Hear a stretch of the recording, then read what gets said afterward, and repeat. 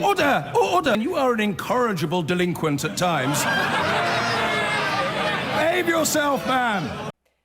Now, what happens when society is asked to change its ways dramatically? What impact might that have?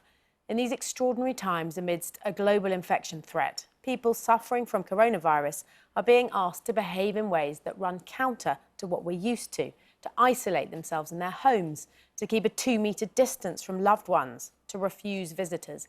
Even an act as second nature as shaking hands is now anathema. Last night on Newsnight, government infections modeller Graham Medley said he believed the months ahead would be remembered like the London Blitz. Our culture correspondent Stephen Smith has been examining what lessons we could learn from then and how, under pressure, people will cope. And there go the Smiths to spend another night in their family shelter listening to the all-too-familiar concert. Chilly, uncomfortable, everybody getting temperamental. This was Self-Isolation 40s Style, a government education film on how to adapt to life in an Anderson shelter during the Blitz. You'll find in your letterbox a small official booklet which tells you how you can make your shelter much more comfortable. The family that barricades together stays together, or so the message went. But how much truth is there in the comforting idea we've been handed down that Britain's got through the war thanks to the Blitz spirit? A cup of tea and a biscuit just before turning in, and now to spend a comfortable night undisturbed by the blitzkrieg. I think it's a myth we tend to tell ourselves. Just like people's responses to the virus, the responses to the Blitz and the horrors of the Second World War were infinitely varied. Some people found it all exhilarating and exciting. Some people found it absolutely petrifying, quite reasonably, it seems to me. But the sense people had in the Second World War that they weren't alone in facing up to an intimidating challenge is something that society needs to foster now, according to mental health practitioners.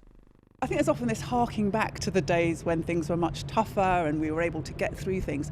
This is this century's version of it, and I think it's really important that we include everybody from the youngest children right through to the adults, and fundamentally that we're looking after each other. Many popular destinations have been unusually quiet.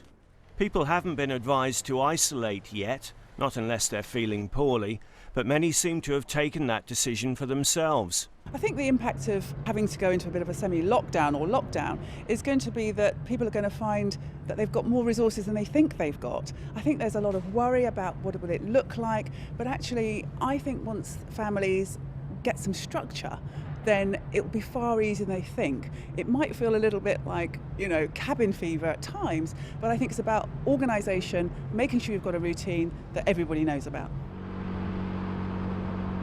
In Italy, the unprecedented sight of streets empty of traffic and deserted pavements.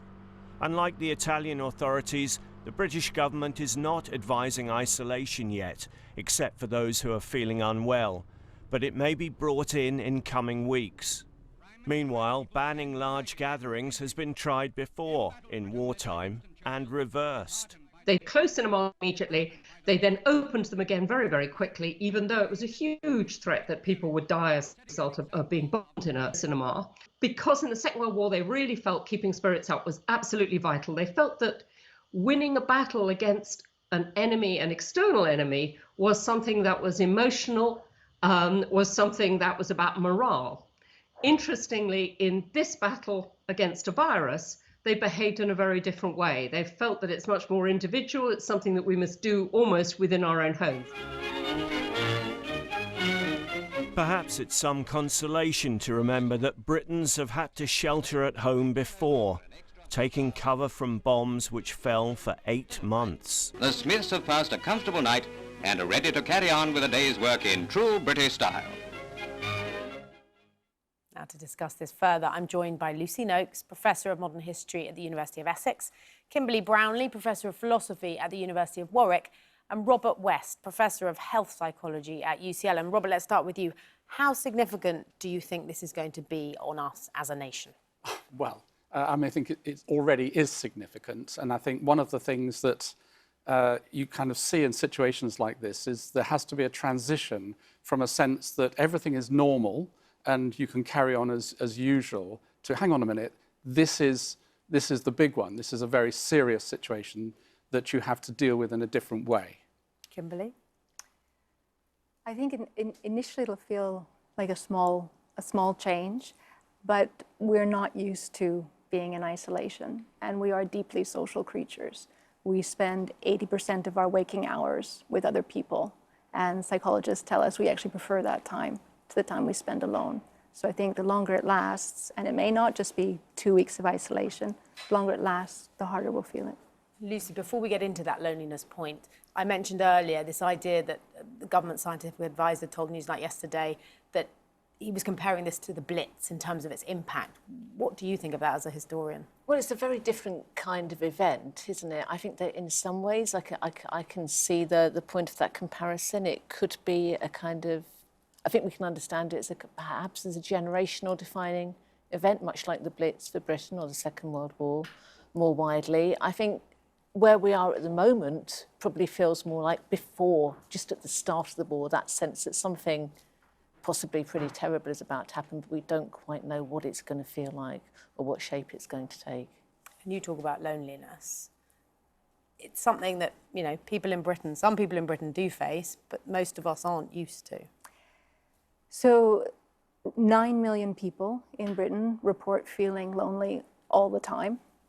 In the United States, about 40% of people report that. And amongst older people, that number is much higher. And we're all about to get a bit of a taste of it. And when it becomes chronic... The impact on those people who are isolating, all those people. Absolutely, yes, when we isolate. And when loneliness becomes chronic and acute, it's correlated with health risks. Reduced immunity, suicidal thoughts, depression, alcoholism, progression of Alzheimer's, self-harm. It's a threatening experience to feel lonely. What about how do we manage that kind of anxiety? How can we mitigate it?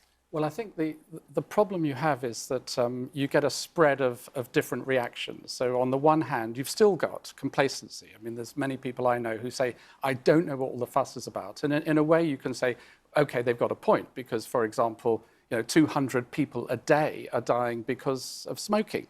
So that's obviously a huge number. We still have something like 11 deaths, I think, in this country at the moment.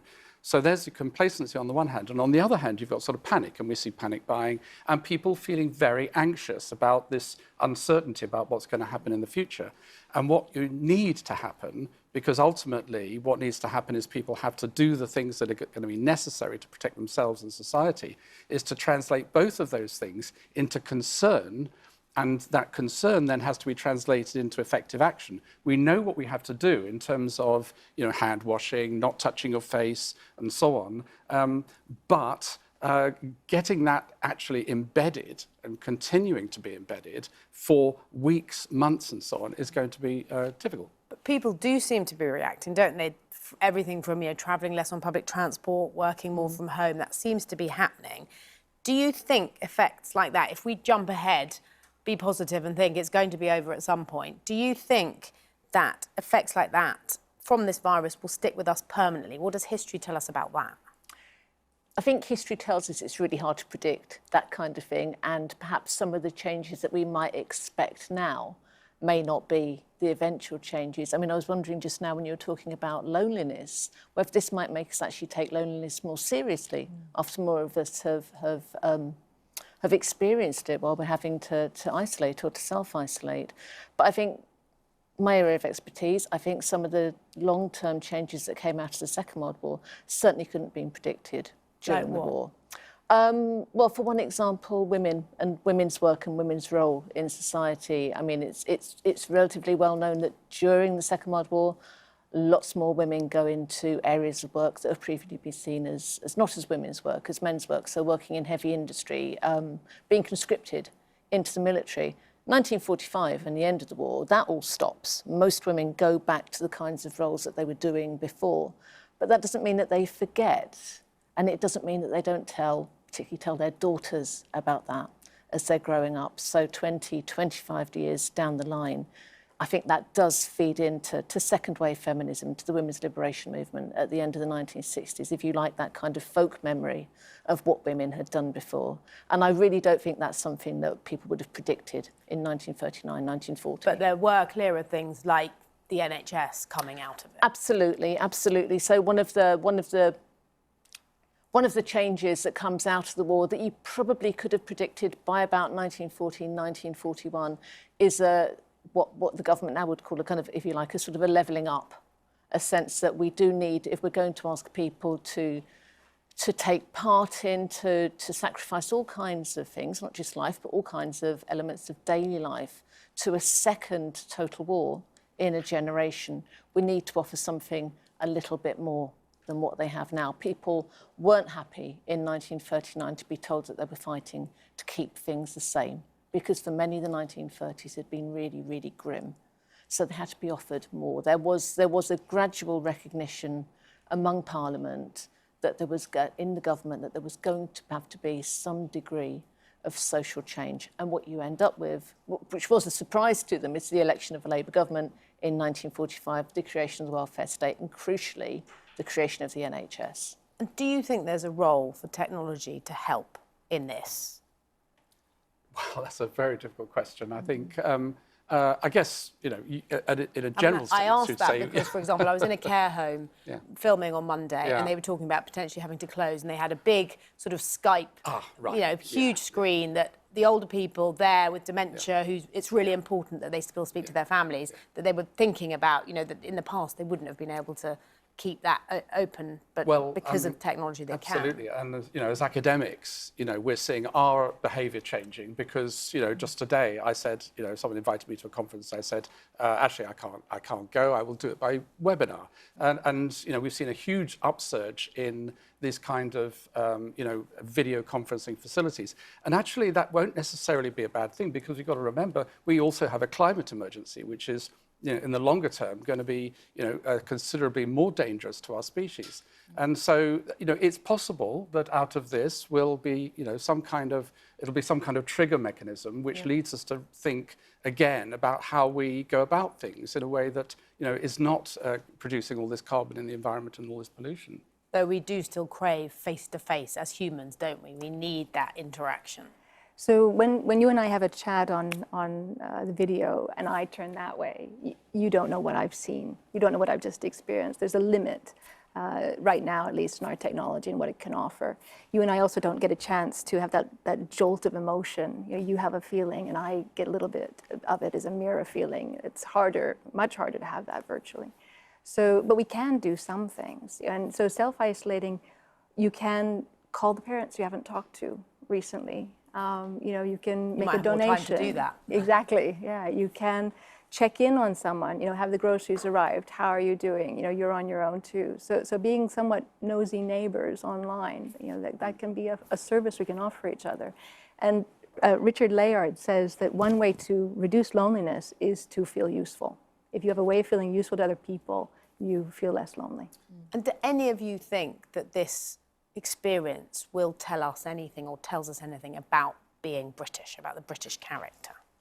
I don't know about being British, but about being human. And actually, one of the things that has been very striking about this in the context of the political context of sort of neoliberalism and so on, is that we suddenly find in the face of this sort of impending catastrophe that the state has to do stuff, and the stuff that you can't do with private industry and so on. You have to have socialized approach to it, and you have to work together. But I think one really important point to get across is that, you know, for many of us, for people like us, it'll probably be fine, you know, as fine as it can be. But, you know, those people in society who don't have access to technology, who don't have the social networks and so on, are going to be really badly hit. And those people need to be looked after. And that's society's role. We have to do this. We cannot let them down. And, you know, in a country like this, we have the potential to do it. I think in the United States it's more difficult, but we can do this. Lucy, any positives to end on? Well, I think, I'm not sure about positive. I think one thing that I'd want to say is, so reflecting on the idea of the you know, the British character, whatever that is, and we're often, the Blitz spirit often gets invoked, doesn't it, as it did in your film. But as Maggie Andrews said, it's much more complicated than that. And I think one thing that's really, really important is people need to feel that they're getting the right information and that they can trust their government and they can trust what people are telling them. When people don't feel that they can trust what they're being told, that's often, and during the Blitz, that was when things started to go wrong. And I think that's one lesson. Lucy Noakes, Kimberly Brownlee, Robert West, thank you so much. That was really interesting. I've been getting away with it all